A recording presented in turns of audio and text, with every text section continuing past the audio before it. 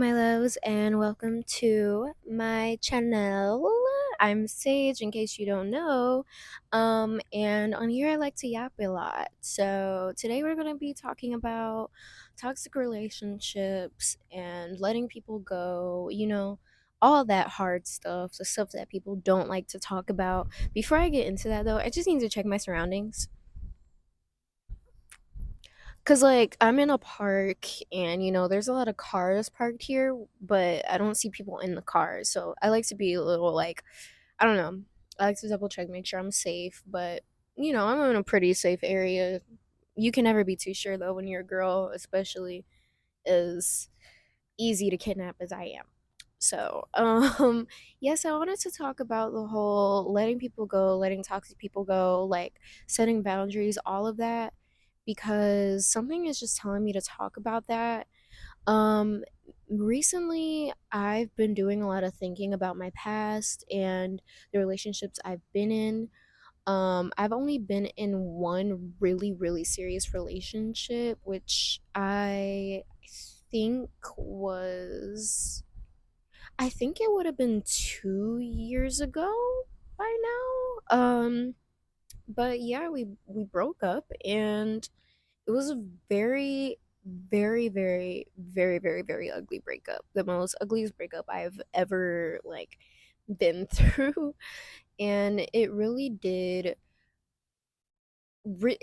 affected me in a lot of ways, like ways that I didn't think it would. I knew it would have been sad, I knew it would have been upset and going through it, but it took me like a year just to find myself again after that breakup. And I just wanted to talk about stuff like that because I feel like people um still do like really damaging coping mechanisms when it comes to stuff like that. Sometimes people might sleep with other people to fill in the void, talk to new people expecting like a different outcome. And the thing is, you can't expect that because you haven't worked on yourself yet. So, and when you don't work on yourself, you will start attracting people who also aren't working on themselves, and people who are broken as well. Broken people attract broken people. That's just like a known thing. And excuse me if I'm like shifting my eyes like this way because I still do not know which one I'm supposed to look at. Do I look at myself or do I look at the camera? So I'm just switching between the two. But yeah, um back to what I was saying, like you can't go and hop person to person expecting to feel something. You're gonna do it so much to a point where you're gonna be numb to it, and it's not even gonna give you a thrill anymore. Like I believe that sex is such a sex is such a serious thing. It's such a commitment. And when you go doing that with a lot of people, I feel like you bring the energy that they have. Like you start carrying some of that energy that they have. So when that person's feeling shitty, you go and have like some sexual intercourse with them, you're going to carry that shitty energy with you. Like all of a sudden you're going to feel just as shitty as they did. And a lot of people, there are some bad people out there. They're like literal energy vampires. Like they suck the life out of you. They will go and hook up with you and use you just for your body or use you just for that bit of attention. And then, you know, they use you so much so they don't feel that shittiness anymore. But you're going to be the one feeling shitty every time you hook up with them because they kind of like take all of your good energy that you have and then replace it with their shitty energy.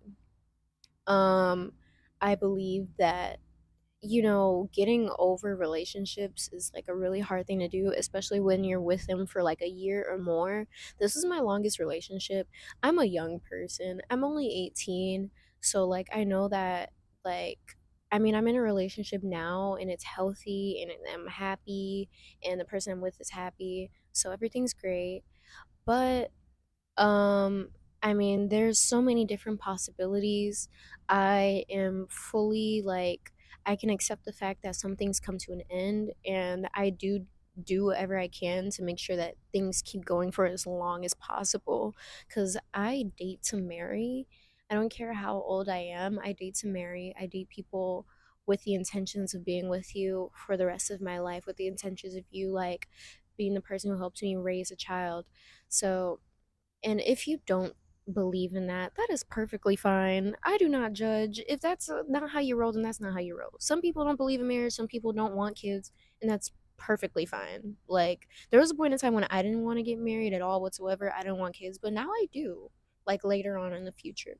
But we're all different. But the whole thing is like, things like that, they're hard to get over, and there was a lot of inner work I had to do to get to where I'm at now. And if I didn't go through all the things I went through and go through all of that, like, relationship trauma that I did, I would not be in the good relationship that I'm in right now. I mean, so it's important to deal with those difficult things. At first, it was like a phase where I just wanted to like be some type of heartbreaker. Like, I don't know, y'all. I want it to be like, oh, I'm gonna talk to multiple people. I'm gonna do this and do that, knowing damn well that I can't do that. I am too much of an emotional person, and I get attached like emotionally very easily. Like, so me like, switching between different people, it's just not it. It's not for me. It's really not. And I tried, and literally I blocked those two people so fast because it got too much for me. And then sorry for the wind. Let's just wait for it to pass. Okay. No, no. Okay, still no. I just waited for things to, I don't know. I waited to the point where they were making me so mad, these two people, and both of them were also having these moments where they would disrespect me and I would feel disrespected. I would so quickly just be like, okay, like, I'm not about to do this. I was like, you know what? Why am I even talking to these people? Like, I need to just be by myself. Like, I have not coped properly. And I knew deep down that I still have feelings for my ex and I still wanted to be with him. And I just like waited for the day that he'll text me again and call me again. And, you know, knowing that that wouldn't be good for me, knowing that we were not good for each other, and knowing that, every time we talk, it was just like an act of self-destruct. Like, it's so like, it was like a form of self-harm, honestly. Like, yeah, okay, you love this person, you used to be in love with this person, and you feel like things could work, but now it's just not the time. Okay, you guys just broke up. You need to have your time on your own. When you break up, that is your green light, that is your cue to get to working on yourself. It's your cue, it's your sign that it's time for another chapter. And I was just like keeping myself from getting to that new chapter and moving on because I was talking to other people to fill that void, and then those people weren't even doing anything for me. And the only thing they did was just like entertain me when I was bored or keep me company. But I mean, I didn't really need that. I really didn't. There's other things that I can do. Like, I enjoy meditating. I enjoy doing yoga. I enjoy going on walks. I enjoy writing. I enjoy like the whole journaling thing. And I play the ukulele. I like to play the ukulele. I like to sing. I like to do all of that. All of those things could have kept me company. I paint. I could have did that. But then instead I went to go talk to a couple of guys to just like make myself feel better, and it didn't.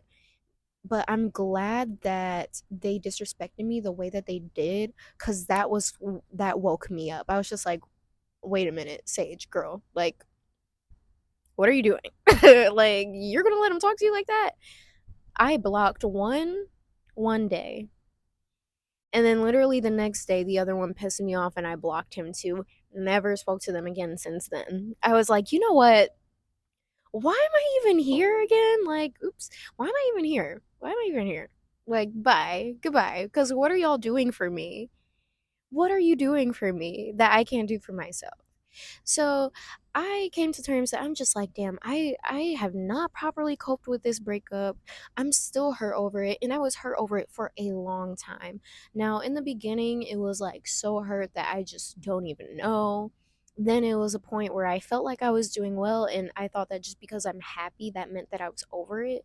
But that's the thing, no, that's what confuses me a lot, and I feel like maybe you guys might relate too, but after you go through something bad in a relationship, like you go through breakup or you go on a break or whatever, you think that while you're on that break or after you guys break up, the minute you start feeling happy, you start to think like, okay, I think I'm over it now. Like, but if you were to see that person right now, how would you react? How would you feel? Would you get a pain in your chest? Would you want to go and talk to them? If they text you right now, are you going to feel the absolute urge to like pick up? Do you feel the urge to talk to them right now? And that's when I like asked myself all of that, I was just like, okay, maybe I'm not over him. And that's okay. That's okay. It's just going to take longer for some people. And it took longer for me, especially because it was my first like long relationship. You know what I mean? It was like we were planning to move in together after graduating, and we talked about all of these things that involved our futures. We really saw each other in each other's futures, which is a big thing. I never had conversations like that with other people before. Um and so yeah, it realistically it took me very long to just properly get over him and properly like deal with my emotions, and there's a lot of destructive and toxic things that I did in the process, and I'm not proud of it, but I can say that going through that helped me get to a healthier state of mind, helped me really like be where I am right now. And sometimes we're going to do destructive things, sometimes we're going to be toxic.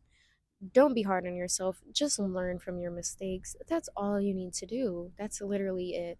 So, yeah, I was just like, damn, maybe I'm not over him. And I talked to new people, and I really did try to like get into dating people and maybe meet new people. I'm like, okay, like maybe this won't be so bad. I wasn't rushing into anything. I wasn't like pressuring myself to get into a relationship. It was more just like, I wasn't necessarily looking for a relationship either. I was just like, maybe I can meet someone and we can work towards that. I just want to take things slow. I'm not really in a rush into like how things are going to go. It's fine. So, I mean, I went on a date. It was terrible. I talked to a girl. That went bad. That was bad. And then I was just like, you know what? It's okay. I'm just gonna chill out. I had crushes on people, all of that, but I didn't act too much on it because I knew that there's still a lot of work that needed to be done. And I feel like it's perfectly fine to like entertain it, but just not in a way where you're leading someone on or you're doing something you're not comfortable with or whatever. It's 555 right now. Cool. I've been seeing that all week. Like, literally, that's all I see, like, every day. Hopefully, something's good coming. Something good will come, mark my words. But anyway, back on track. I don't want to lead anyone on or get too serious with anything. I was chill for a bit, let myself be emotional when I wanted to. I had nights where I'm just like, oh my God, I think I miss him again. I had days where I text my friend, like, oh my God, like, I just want to, like, I don't know. I had urges where I'm like, oh, I just need to talk to him again. And then I did have an opportunity when I did get hit up, and it just wasn't what I thought it would be. It was very like, oh, so this isn't the same from when like we first met. This is the same from when we were together. Obviously, the fuck not. You guys been broken up for months now. You guys went through an ugly breakup. You guys said horrible things to each other. You've been into horrible arguments, nasty arguments. You did so many petty things to each other. You're so mean to each other. Of course, being on the phone again isn't like, I've still felt that pain, but I also felt a relief. A relief that, you know, I was relieved that that phone call isn't exactly what I was missing. I was relieved that that phone call didn't just fix everything automatically. I was relieved that having that phone call didn't make me miss him again. It made me realize, like, okay, it confirmed that he's not what I needed, and he's not what I missed, and he's just not what I need. It confirms that, wow, okay, I don't think that I could be in a relationship with you right now. I don't think that even if you were to ask me to get back together, which is not what he was trying to do, I don't think. Um, but it let me know that even if you were trying to get back together with me, I just don't think I could do it. It's just not gonna happen. So much trust has been lost.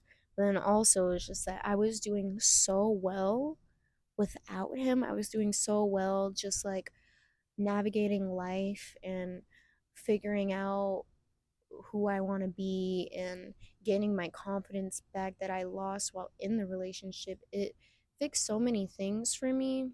So I was just like, maybe this won't be so bad. Like, maybe I can just move on and be okay. And I did. I, dealt with everything that I was going through, and I went through all the emotions and all the I miss this and I miss that, but then I had to remind myself, girl, you can do that shit for yourself.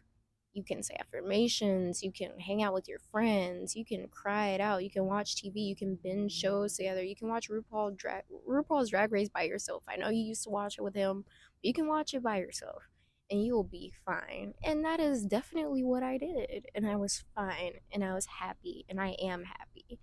So I just want you to take all of that into consideration when you go through breakups and you go through toxic relationships. It is not the end. It is not over for you. There will be better days and you will be happy again. You will be in a better relationship again. And, you know, everything is going to have an end to it eventually. Some ends are not planned and not expected. Some are uglier than others. But just know that regardless of what happens, you're going to be fine. You're going to be fine in the long run. You just have to stay strong for yourself. And trust me, it's so worth it, because me then, like me a couple years ago, never would have thought that I would be where I am now at all. I wouldn't think that I would be like so. I don't know. I definitely feel like I've just hit like a different level of emotional maturity. My communication is beautiful. Like, I've been doing better with communication. I've been working on those aspects of myself that, I wasn't really good with back then. And I'm just so much better now. And I'm so grateful for that.